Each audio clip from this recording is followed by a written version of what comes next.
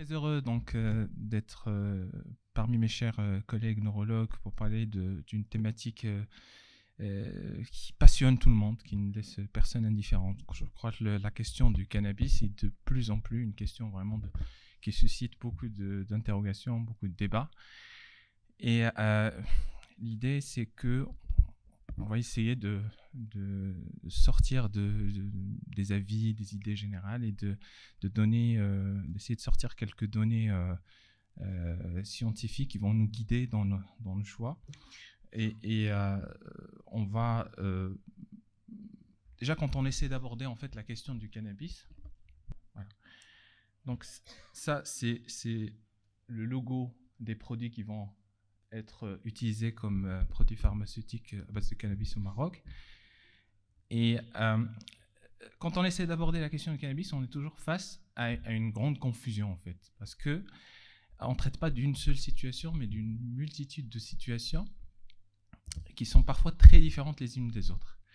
Alors, c'est pas du tout la même chose quand on parle de cannabis légal et réglementé avec des taux de THC précis et de cannabis illégal qu'on va acheter au coin de la rue. L'usage aussi récréatif n'a rien à voir du tout de l'usage thérapeutique. On va aussi parler de la différence entre un cannabis naturel. En fait, le cannabis, il y a de plus en plus de cannabis synthétique dans les dégâts et les ravages sont vraiment plus importants que le cannabis naturel. C'est pas du tout aussi la même chose quand on parle de THC, de produits à base teneur en THC, contrairement aux produits à haute concentration en THC. C'est comme si c'était d'autres drogues. C'est comme si on parlait de substances différentes. La question de la dialectique THC-CBD aussi très importante parce que dans la plante, donc, il y a beaucoup de produits, on va le voir, et ils n'ont pas du tout les mêmes effets, aussi bien psychoactifs que thérapeutiques. Il faut aussi différencier un usage qui est chronique d'un usage qui est aigu. C'est pas, quand on utilise un cannabis de façon chronique et massive, c'est pas du tout la même situation où on va utiliser un produit à base de cannabis pour un traitement ou un usage qui reste donc occasionnel. Il y a aussi cette dualité parce qu'on est parfois dans une forme de grande banalisation du produit. Bon, il est soutenu par beaucoup de facteurs, y compris économiques, politiques. Mais il y a aussi, parfois, on est dans une forme de dramatisation. On va voir le cannabis comme quelque chose vraiment de diabolique. Voilà, donc souvent il faut essayer de préciser dans quel cannabis, en fait, parce qu'il y a beaucoup de cannabis. Et il n'y a pas forcément que des méfaits ou que des bienfaits pour revenir au titre de cette présentation. Voilà, donc il y a aussi un grand gap entre ce qu'on a comme représentation imaginaire autour du cannabis et la réalité. Voilà, donc l'idée c'est à chaque fois qu'on parle de cannabis, il faut préciser quel cannabis, quelle quantité, quelle forme, synthétique ou pas, normal ou pas, légal ou pas, et ça change tout en fait. Alors le cannabis, c'est pas que le THC. On va trouver une soixantaine de constituants dans les structures, donc les propriétés physiques sont étroitement liées, ce qui rend très difficile le fait de séparer ces molécules. Et même quand on utilise du cannabis, on ne sait pas qu'est-ce qu'on utilise comme cannabis en fait. Il y a toujours ce problème de pureté des produits. À chaque fois qu'on va utiliser un cannabis, on ne sait pas quel taux de THC et quel taux de CBD et quel taux d'autres cannabinoïdes. Et même d'autres produits, par exemple, dans la plante, comme les pesticides ou autres. Donc, il y a toujours cette question de qu'est-ce qu'il y a dans le cannabis, à savoir qu'il y a beaucoup de produits. Alors, pour simplifier, on va dire qu'il y a d'une part donc le THC, tétrahydrocannabinol, qui est le produit qui est psychoactif, celui qui va générer en fait des effets psychoactifs, l'euphorie, cette relaxation que donne le cannabis, cette notion de plaisir, mais aussi qui est responsable de l'addiction au cannabis, qui est responsable de beaucoup de conséquences dont on va essayer de parler. Alors d'un autre côté, il y a le CBD qui n'est pas psychoactif, qui a beaucoup de vertus, donc qu'on a de plus en plus qu'on essaye pour laquelle il y a des preuves qui viennent de plus en plus, mais on n'a pas encore vraiment de preuves solides pour son usage thérapeutique au quotidien. Voilà. On va citer par exemple les effets anti-inflammatoires et les effets surtout anti-convulsifs chez l'enfant dans des épilepsies résistantes, là où il y a des indications qui sont déjà, on va dire, précisées. Alors, un mot sur l'histoire pour pouvoir donc avancer. Donc, le cannabis, c'est des milliers d'années d'usage de la plante comme étant pour un usage récréatif et médical. Après, il fallait attendre les années 60 pour qu'on isole en fait la molécule THC. Et après donc une trentaine d'années, c'est tout récent, les années 90, on comprend qu'il y a chez l'être humain un système appelé endocannabinoïde avec des récepteurs, et on comprend que l'effet du cannabis est expliqué par tout un système qui va interagir avec les systèmes de neurotransmission, qui va avoir énormément de fonctions, pas très claires, on ne comprend pas du tout, on ne comprend pas complètement comment ça fonctionne. Et puis rapidement, bon, exemple 2018, il y a 756 essais enregistrés sur Clinical Trial pour la douleur, pour les effets secondaires de la chimio, pour les cancers, pour la schizophrénie. Donc, il y a une évolution très rapide qui commence donc après donc le début du siècle. 2021, mars 2021, c'est la légalisation de l'usage, de la commercialisation et de l'usage médical au Maroc. Après la suite, on va voir ce que ça va donner.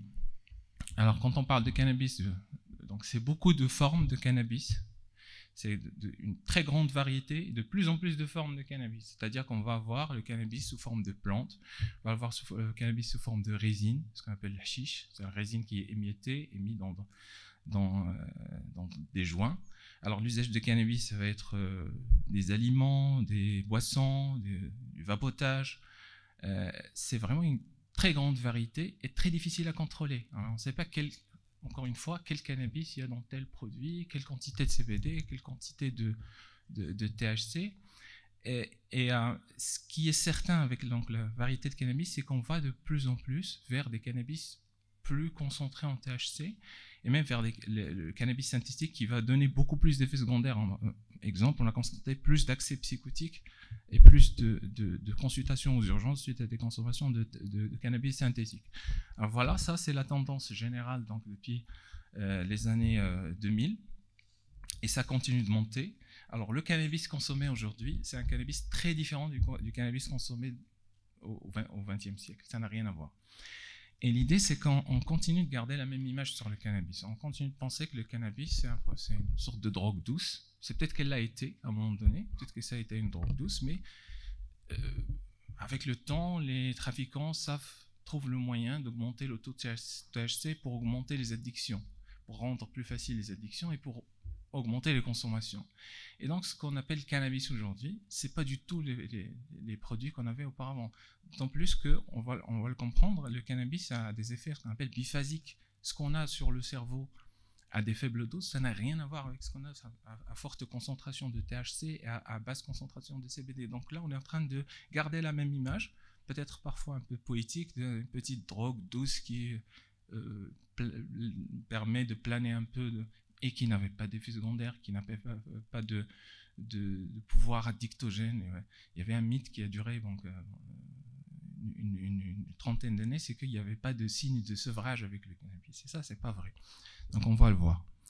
Alors, pourquoi le cannabis a autant de succès chez l'être humain? C'est parce qu'il y a une grande similitude entre entre ce qu'on appelle les endocannabinoïdes, c'est-à-dire une sorte de cannabis naturel. Ça veut dire que le système endocannabinoïde fonctionne avec des récepteurs, on va le voir, CB1, CB2, sur lesquels vont se fixer des produits qui ressemblent beaucoup de façon par un pur hasard ou peut-être que c'est une raison, mais en tout cas une grande similitude entre THC, tétrahydrocannabinol, cannabidiol qui est des produits de la plante, et les endos, ce qu'on appelle les endocannabinoïdes. On va parler de l'anandamide et le 2-HG. Alors, système endocannabinoïde, donc ça va agir sur des récepteurs. On va parler de récepteurs CB1 et CB2. Les récepteurs CB1, on va les trouver plutôt au niveau central. On va trouver dans les ganglions de la base, donc le système limbique, moelle épinière, donc d'où peut-être les effets sur la douleur. Substance noire, cervelée, mais pas dans le tronc cérébral. Ça explique pourquoi, contrairement à certaines drogues, il n'y a pas d'overdose, il n'y a pas d'accident lié à respiratoire ou circulatoire. Les récepteurs CB2, on va les trouver plutôt en périphérie, dans les cellules immunorégulatrices, hématopoïétiques, plus ou moins dans le système nerveux central. Alors, ce qui va se passer, c'est que en fait, le système endocannabinoïde va fortement interagir avec les autres systèmes de neurotransmission. Et donc, l'idée, c'est que le système endocannabinoïde va avoir cette fonction de régulation, de correction de la neurotransmission. Il va freiner la neurotransmission sérotoninergique, dopaminergique, glutamatergique. Et donc, la propriété de ce système, celle qu'on connaît en tout cas, c'est qu'il régule, il freine, il bloque certaines choses. Exemple, une activité qui va peut-être pouvoir donner des symptômes psychotiques ou autres. Par exemple, cette fonction de filtrage que le cerveau a quand on a beaucoup de perceptions, de choisir quelle perception choisir. Voilà. Donc, globalement, le système endocannabinoïde, il va avoir cette fonction de régulation, de freinage de la sécrétion, de la production des neurotransmetteurs. Alors, ça va surtout agir en présynaptique.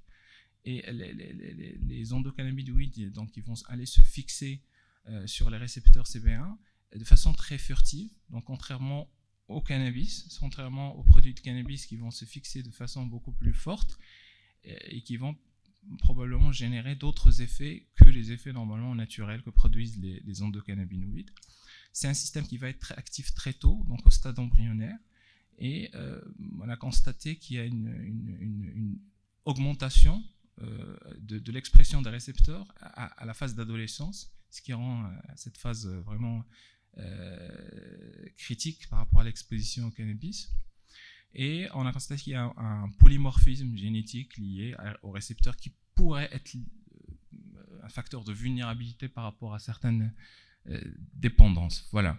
Donc globalement, pour faire rapide et ne pas trop prendre de temps et passer justement à la question principale qui est les effets secondaires, les méfaits du cannabis. Alors le cannabis, il va agir en même temps sur beaucoup de paramètres. En fait, c'est ça la particularité aussi du cannabis, c'est d'agir à multiples niveaux.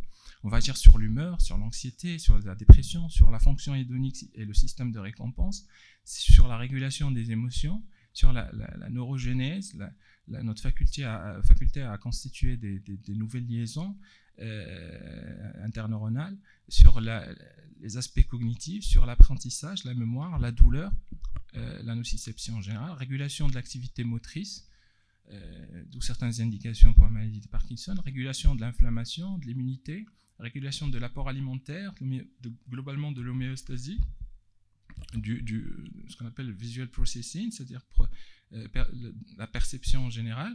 Donc, cette particularité fait qu'on agit sur beaucoup de leviers en même temps. Donc, et le système endocannabinoïde, il est régulateur, il est impliqué dans beaucoup de choses. Et le fait de dérégler ce système va avoir des effets multiples. Donc, quand on propose un traitement, quand on propose un produit à base de cannabis, il faut avoir en tête qu'on va agir à plusieurs niveaux en même temps. Voilà.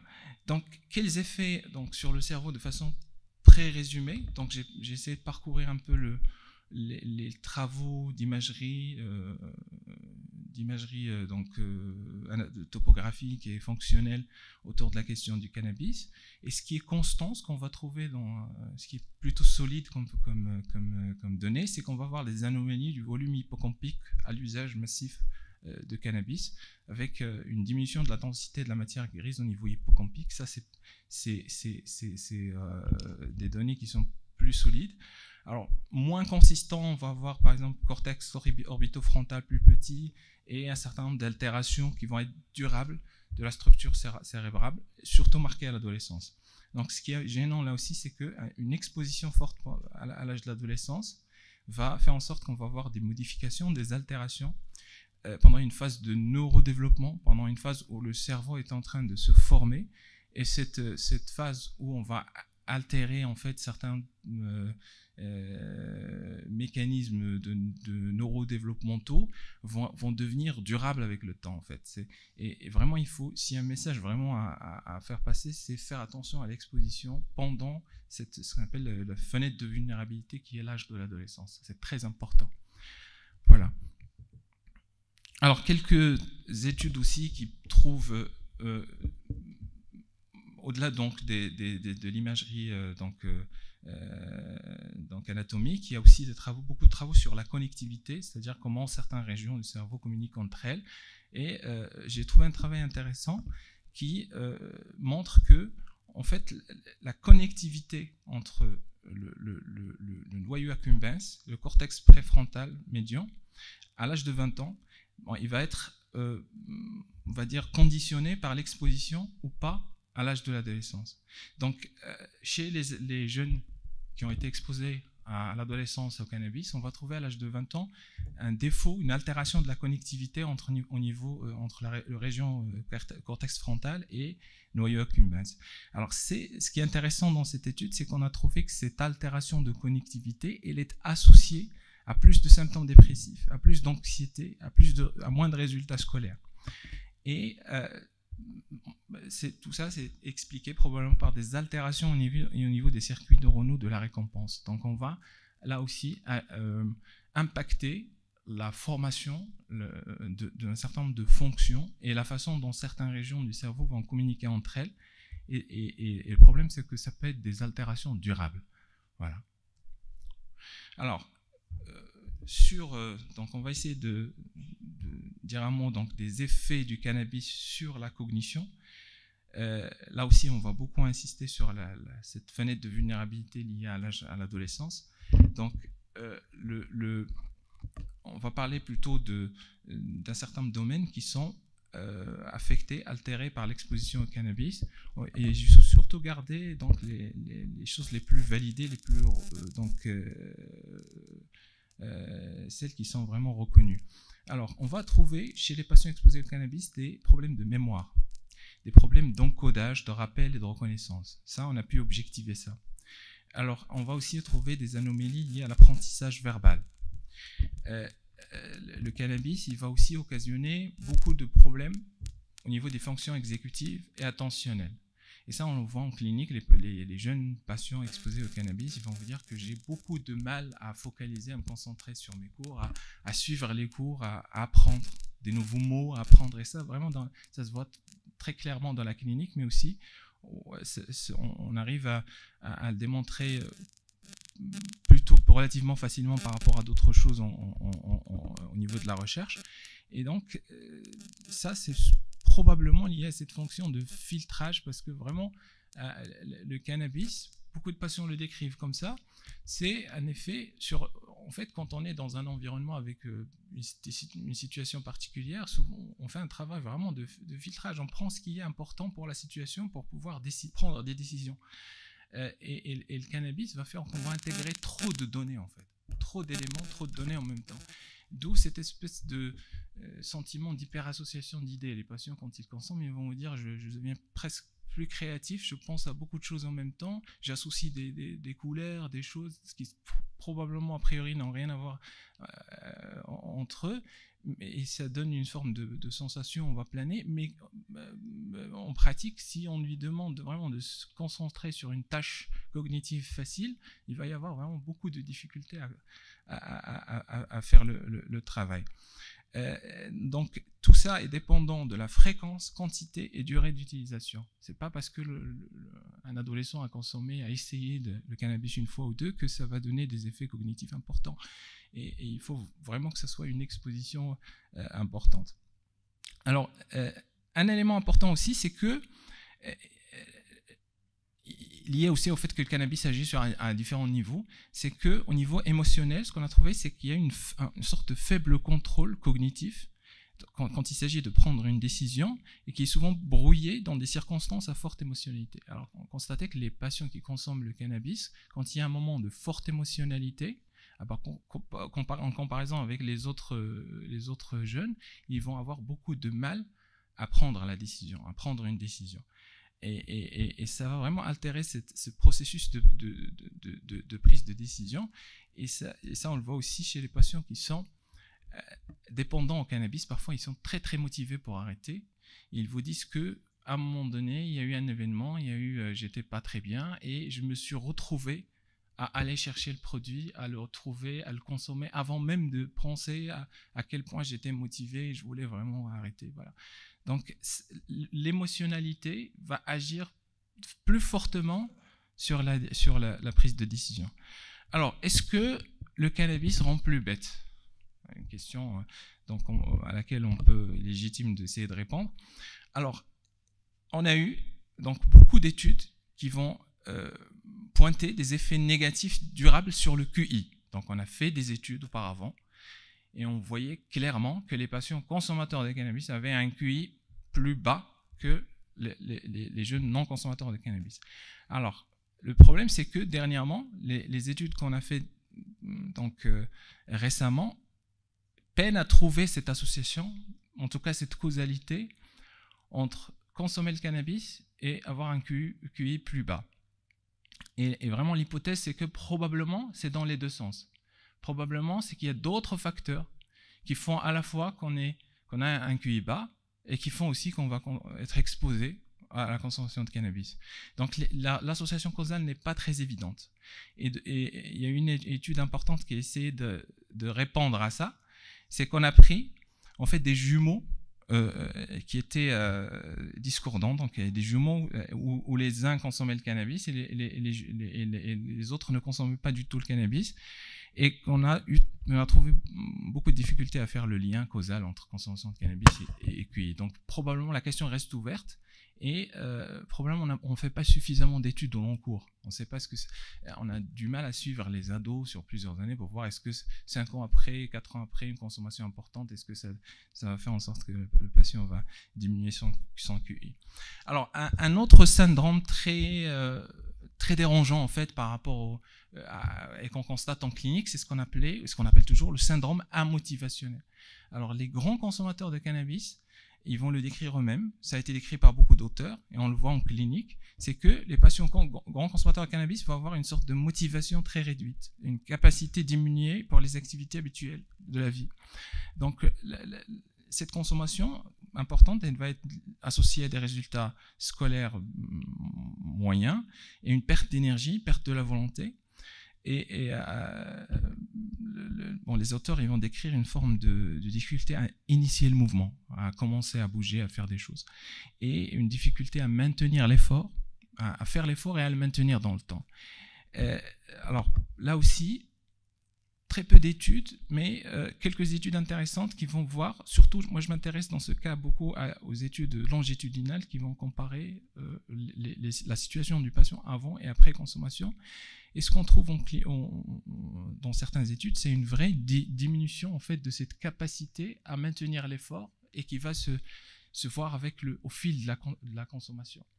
Donc, alors quel mécanisme c'est peut-être les effets neurotoxiques du cannabis ou les changements du style cognitif. On avait dit qu'il y avait un impact cognitif important. C'est peut-être l'effet cognitif qui va faire en sorte qu'il va y avoir cette installation de ce syndrome motivationnel. Donc imaginez, on est plutôt une phase de la vie où on nous demande d'être concentré, de travailler, d'avoir de la motivation. C'est ça vraiment qui peut être dramatique avec le cannabis. Encore une fois, c'est cette phase de l'adolescence. Alors, l'addiction au cannabis, alors ça aussi c'est un problème de santé publique au Maroc, problème de santé publique dans le monde. Alors, la proportion de gens qui vont devenir dépendants au cannabis après usage de ce cannabis, c'est assez bas par rapport aux autres produits. C'est pas le tabac, c'est pas la cocaïne, ou le fait de consommer une fois ou deux va rendre rapidement addict. On est plutôt sur des chiffres de 15% des usagers vont développer un trouble de l'usage de cannabis. Après, quand il y a 200 millions de consommateurs dans le monde, 15%, ça fait déjà énormément, ça fait déjà beaucoup. Au Maroc, on a une étude qui commence à dater, qui trouve qu'il y a 4% d'usagers et 2% de patients dépendants au cannabis au Maroc. Je pense que c'est des chiffres qui sont très sous-estimés, donc quand on voit un peu la réalité des choses. on va avoir des débuts de consommation qui vont survenir vers l'âge de 15 ans, et ça vraiment, c'est problématique. Alors, on l'avait dit tout à l'heure, il y avait un mythe lié autour de la question de est-ce que le cannabis donne des signes de sevrage. Il y a beaucoup de patients qui disaient non, le cannabis ne donne pas de signes de sevrage, quand on veut arrêter, on arrête, et ce n'est pas addictogène. Alors, on a pu vraiment valider clairement la présence de signes de sevrage après arrêt de cannabis, qui sont l'irritabilité, la colère, l'agressivité, la nervosité, troubles de sommeil, perte d'appétit, parfois agitation, humeur dépressive, on va voir le lien avec la dépression, et symptômes physiques aussi. Il y avait aussi cette idée que ça ne donne pas de signes de sevrage physique. Non, en fait, en tout cas de plus en plus avec les produits où le THC est plus concentré. Donc on va avoir des tremblements, des sueurs, des frissons, des maux de tête. Et donc le problème du lien avec la dépendance, elle est claire.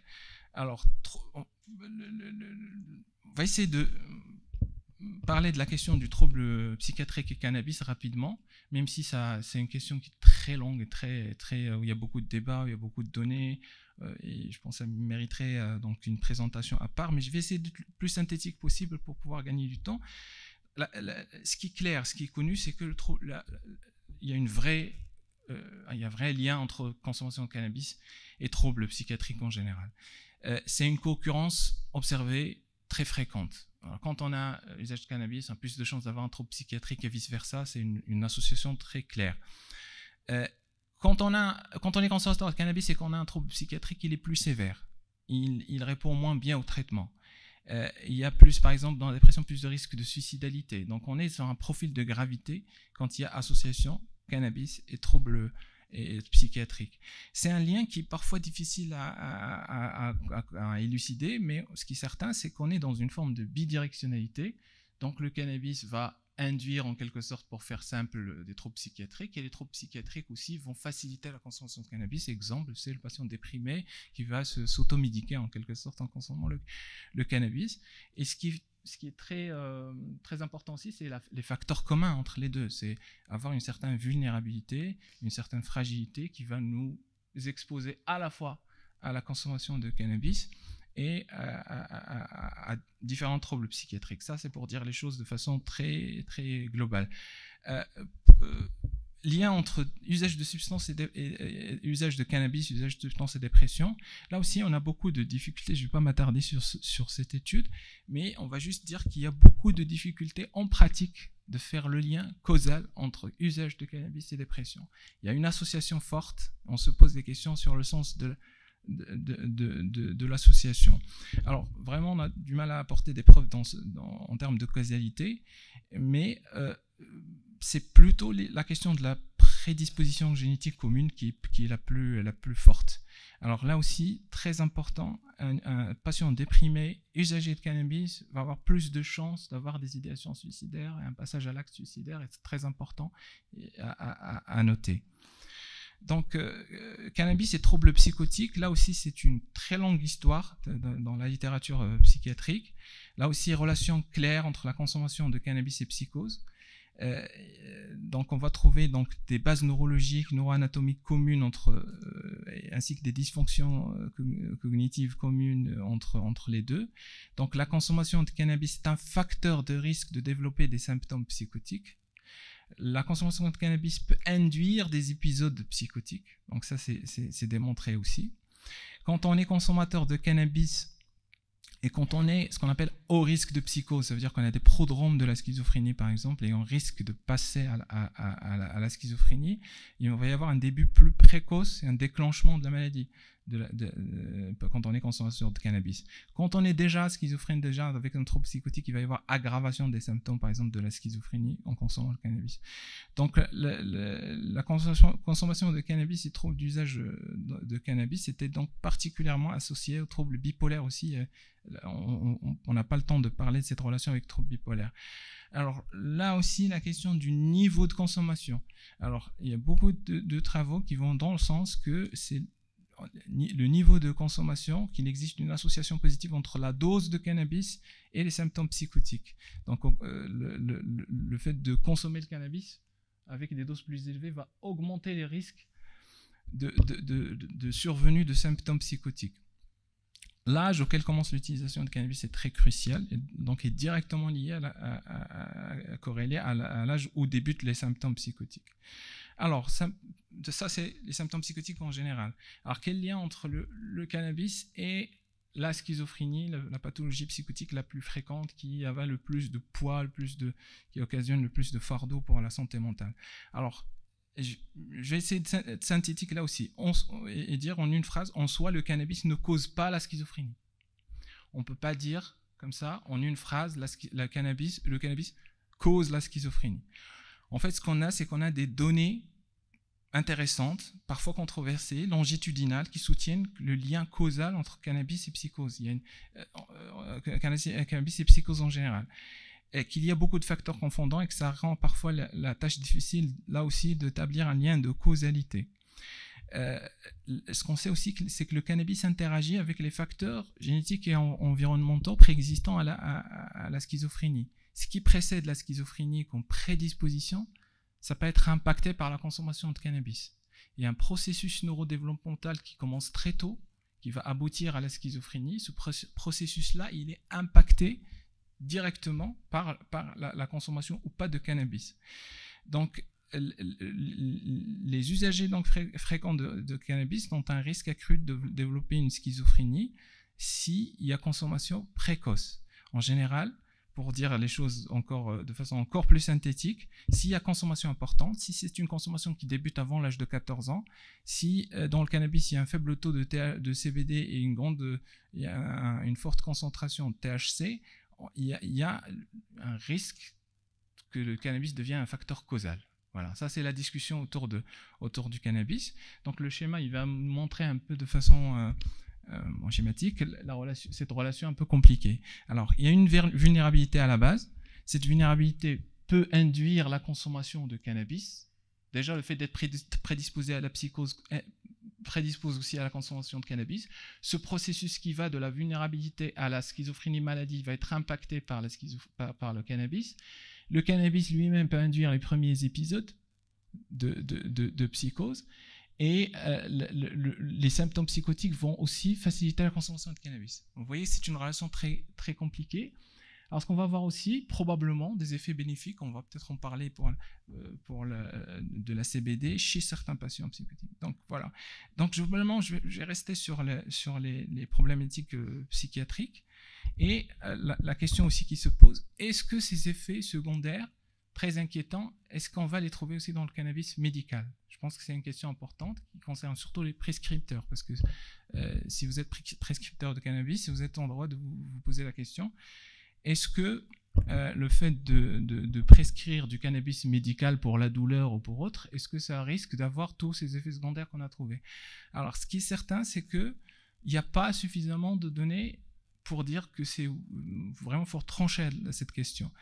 Alors, ce qu'on a trouvé, c'est j'ai trouvé une méta-analyse Cochrane qui va regrouper les effets secondaires du cannabis médical.